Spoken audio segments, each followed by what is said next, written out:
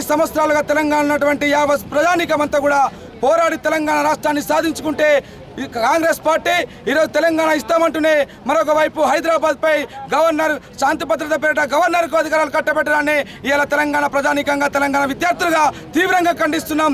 ఇలా ఉమ్మడి ఇలా కామన్ ఎంట్రన్స్ విద్యా విధానంతో ఇలా తెలంగాణ విద్యార్థులంతా కూడా తెలంగాణ రాష్ట్రం వస్తే మాకు బంగారు భవిష్యత్తు ఉంటుందని ఇలా పోరాటాలు చేసిళ్ళు, ఇలా త్యాగాలు చేసిళ్ళు, ఇలా ప్రాణాలు కోల్పోయిళ్ళు.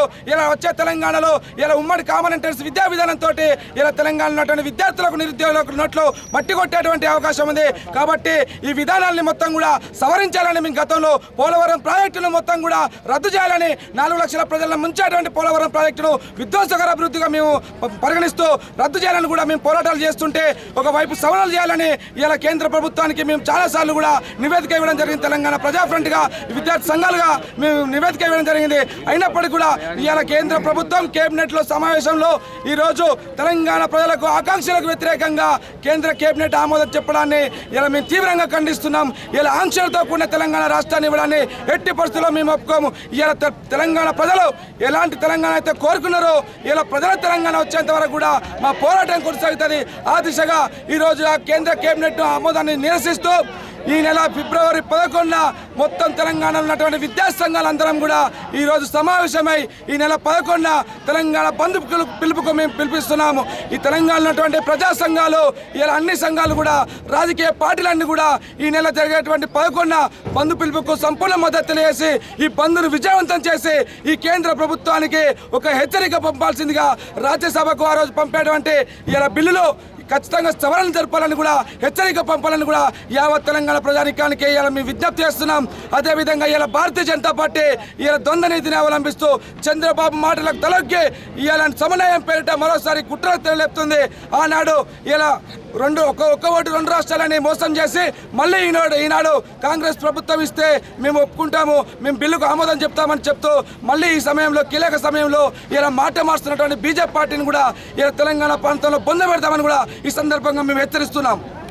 తెలంగాణలోని విద్యార్థులు, ప్రజా సంఘాలు, ప్రజలు ఐక్యంగా పోరాడి ఈరోజు ఆంధ్రప్రదేశ్ పునర్వ్యవస్థీకరణ బిల్లును పార్లమెంట్లో ప్రవేశపెట్టడానికి కృషి చేయడం జరిగింది.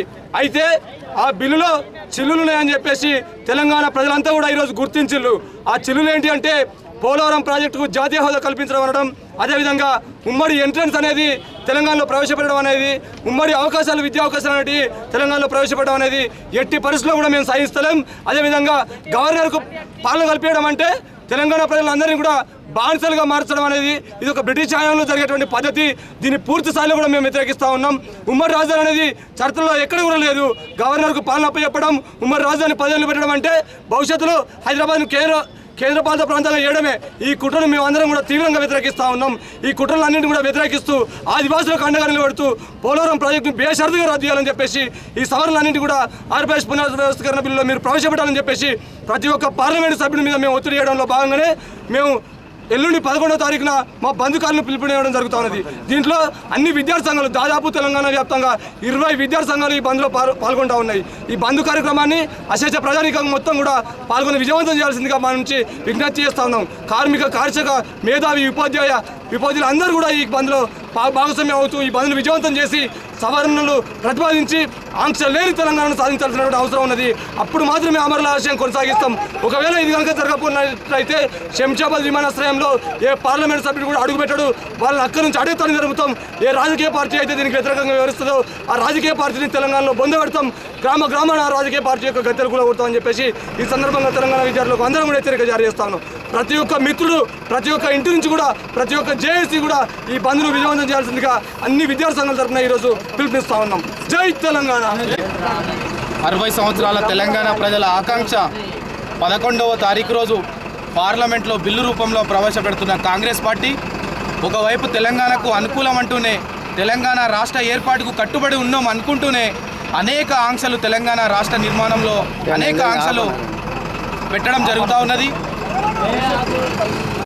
60 సంవత్సరాల తెలంగాణ ప్రజల ఆకాంక్ష నెరవేరుతున్న ఈ తరుణంలో అనేక రకాలైనటువంటి ఆంక్షలు తెలంగాణ బిల్లులో ప్రవేశపెట్టి 11వ తారీఖు రాజ్యసభలో కాంగ్రెస్ పార్టీ ప్రవేశపెడతా ఉన్నది.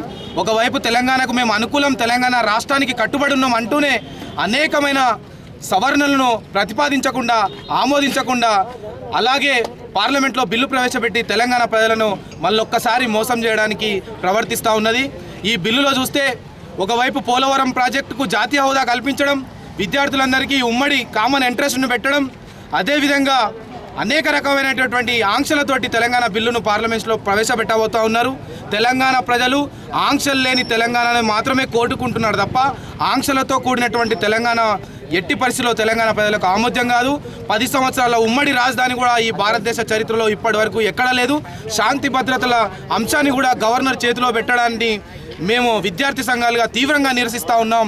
శాంతి భద్రతలు ఒకవైపు గవర్నర్ చేతిలో పెట్టడం, ఉమ్మడి రాజధాని 10 సంవత్సరాలుగా పెట్టడం అంటే రాబోయే తెలంగాణ రాష్ట్రంలో నూతనంగా ఏర్పడే ప్రభుత్వానికి ఎటువంటి హక్కులు లేకుండా, ఎటువంటి ప్రజాస్వామ్య అధికారాలు లేకుండా కేంద్రం కీలుబొమ్మలాగా ప్రభుత్వాన్ని ఇక్కడ నడపడానికి ప్రయత్నం చేస్తుంది. కాబట్టి ఇక్కడ ఉన్నటువంటి విద్యార్థి సంఘాలు దాదాపు 20 విద్యార్థి సంఘాలు, ప్రజా సంఘాలు అన్నీ కలిసి 11వ తారీఖు రోజు రాజ్యసభలో ఏదైతే తెలంగాణ బిల్లును ప్రవేశపెట్టబోతున్నారో ఆ రోజు ఉస్మానియా యూనివర్సిటీ విద్యార్థి సంఘాల నుంచి, ప్రజా సంఘాల నుంచి 11వ తారీఖు నుంచి సంపూర్ణ తెలంగాణ బంద్ను మేము పిలుపునిస్తూ ఉన్నాం.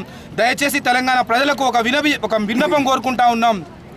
కీలక సమయంలో ఉన్న మనము పార్లమెంట్లో సాధన చివరి దశలో వస్తున్న ఈ తరుణంలో మళ్ళొక్కసారి సమైక్యాంధ్ర పాలకులు, పెట్టుబడిదారులు కుట్రలు కుతంత్రాలతో తెలంగాణ రాష్ట్రాన్ని అడ్డుకోవడంలో భాగంగానే సవరణల పేరుతో ఉమ్మడి రాజధాని, అదేవిధంగా పోలవరం ప్రాజెక్టును జాతీయ హోదా కల్పించి తెలంగాణలో ఉన్న 360 గ్రామాలు పోలవరం ప్రాజెక్టు కింద 360 గ్రామాలు పోలవరం ప్రాజెక్టు కింద అన్యాయానికి నష్టపోతున్న ఈ పోలవరం ప్రాజెక్టును ముప్పును గురి అవుతున్న ప్రాంతాన్ని ఆంధ్ర ప్రాంతంలో కలపాలని సమైక్యాంధ్ర ప్రాంతం పాలకులు చేస్తున్న కుట్రల్ని తిప్పికొట్టాలంటే 11వ తారీఖు జరగబోయే ఈ బంద్ను అన్ని శక్తులు ఏకమయ్యి ఈ బంద్ను విజయవంతం చేసుకొని మరొక్కసారి కేంద్ర రాష్ట్ర ప్రభుత్వాల మెడలోంచి తెలంగాణ సంపూర్ణ రాష్ట్రాన్ని సాధించుకునే దిశగా ఈ బంద్ను పిలుపునిస్తున్నాం. తప్పకుండా అన్ని వర్గాలు, అన్ని శక్తులు ఏకమయ్యి 11వ తారీఖు జరగబోయే బంద్ను విజయవంతం చేసుకొని సంపూర్ణ తెలంగాణ రాష్ట్రం సాధించాలని కోరుతున్నాను. 60 సంవత్సరాల